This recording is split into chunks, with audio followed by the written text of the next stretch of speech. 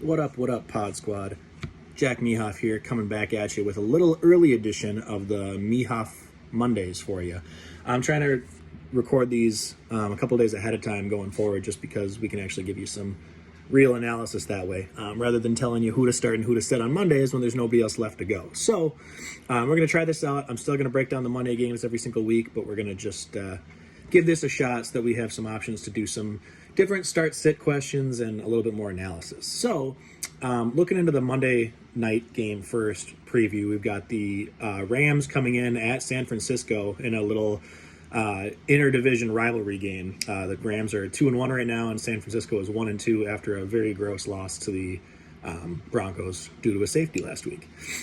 Fun fact, the 49ers have actually won the last 6 regular season games, which surprised me to see. But as a lot of you will remember, the Rams beat them in the playoffs last year in the NFC Championship game on the way to their Super Bowl win. So breaking this down a little bit further, getting into each side of the ball. On the Rams side, Stafford has not looked great this year. He's been pretty disappointing, all things considered, compared to last year with his first season with the team.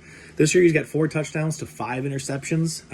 I don't think this is going to be his get-right game. I think he'll be serviceable, but I would feel more comfortable with him being like a high quarterback 2 this week rather than a QB1. So if you do have other options, either somebody you've picked up or if you drafted a second quarterback, I wouldn't be against playing somebody else or streaming somebody if it's the right matchup, just until Stafford in this offense figures things out a little bit more. So for context, I'd start guys like Jared Goff this week against Seattle, even if he is missing Amon-Ra and Swift. I just think that defense is terrible, and I think he'll have to throw the ball a lot. I like Mariota over Stafford this week, playing against the Browns. I like Derek Carr against the Broncos, and I like Cousins at New Orleans, technically, at London over him. So any of those guys, if you have another option, don't be afraid to sit Stafford, though if he is your only choice, I don't think you're going to lose the week or be hurt terribly by him. Just not going to have a lot of upside. In terms of the running game, I really still don't trust Cam Akers. They're still pretty close to a 50-50 split with him versus Darrell Henderson, and they're going against a top run defense this week. I believe they're number 4 on the season. So I feel like he's just a sit for me, being Cam Akers, or maybe a desperation flex play if you have to, but I wouldn't be trying to find ways to get him into your lineup if you have other options. Receiving-wise, obviously you start Kupp. I won't state the obvious there. I would still continue to sit Allen Robinson until he shows something, if he does. But I wouldn't be afraid to start Tyler Higbee at tight end if you don't have a better option. He's surprised a lot of people. I didn't believe it the first couple of weeks, but he's their number 2 passing option so far. He's getting a lot of the volume that I thought A-Rob would get.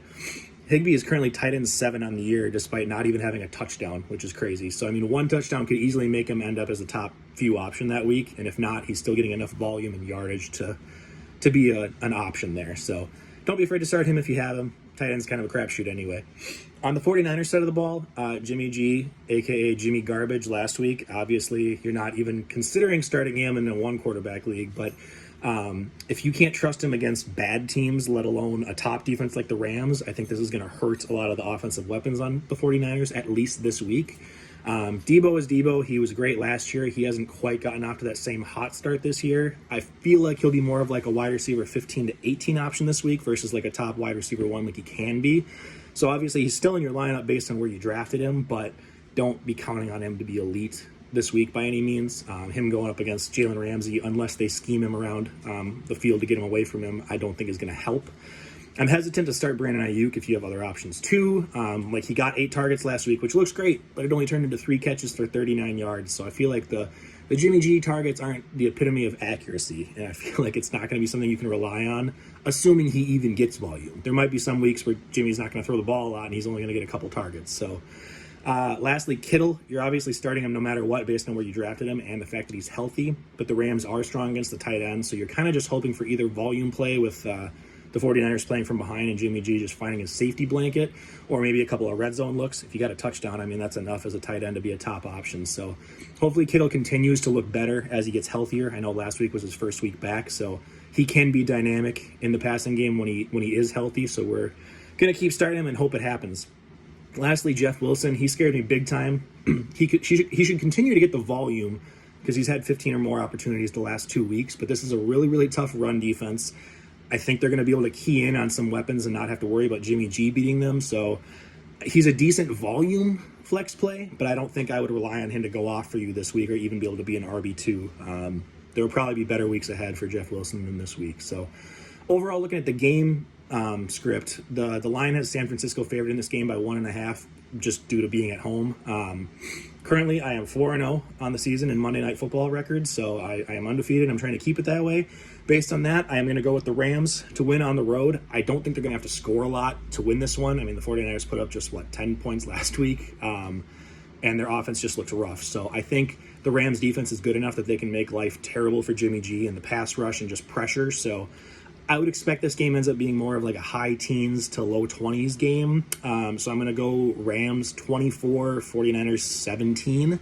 It's in a game that it'll end up feeling a lot less close throughout the game than the score shows at the end. I think it'll end up being like a one score or within 10 points, but I feel like the 49ers won't look good and they'll have just kind of kept it close on paper. So that's my thought as far as the Monday Night Football game breakdown. Hopefully that helps kind of with some start-sit decisions if you have any players in those games. As far as a few other players that I've noticed, just like pulling up top start-sit questions of the week and giving my insight on it, or just people that I'm high or low on, I'll try to give you guys some options each week at quarterback, running back, and wide receiver really quickly, besides the ones that we talked about on the podcast.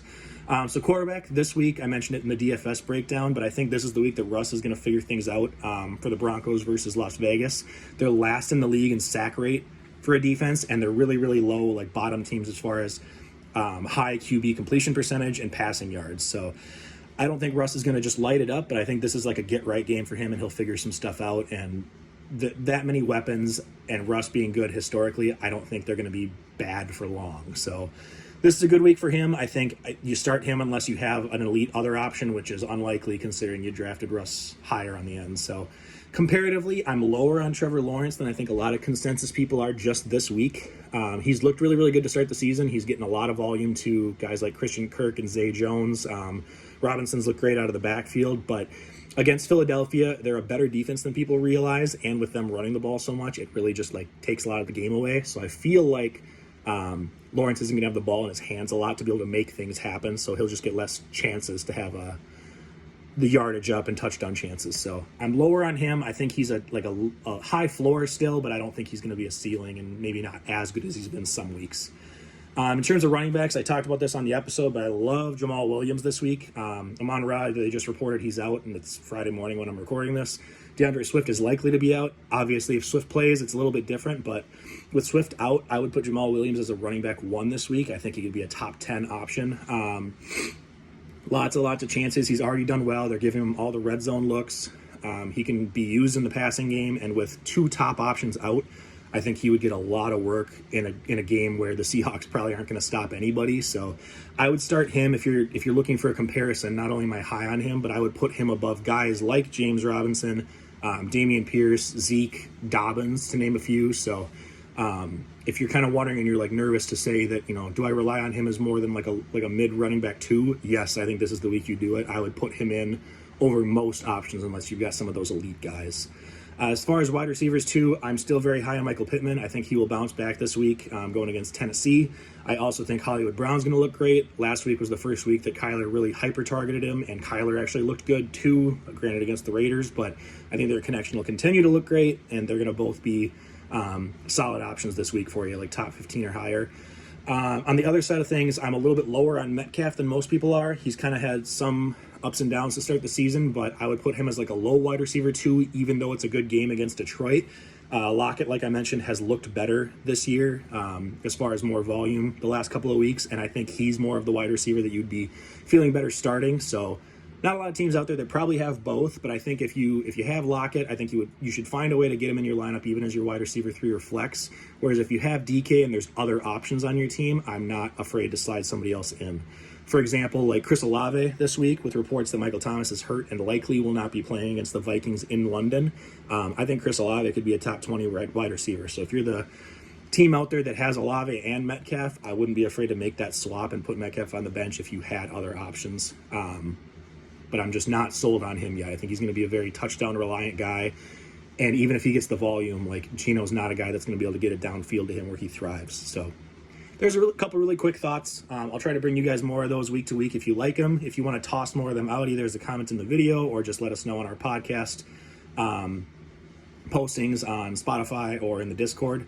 let us know. I'll try to do some start sits and kind of guys that I personally like or dislike compared to consensus week to week. So hope that helps. Hope everybody's going to have fun watching football this Sunday and Monday. Let me know if you want to make any predictions about the Monday night game and tell me why I'm terribly wrong and why all of my predictions are going to be way off base. And we will continue bringing more stuff from there. Thanks, guys. Appreciate everyone watching.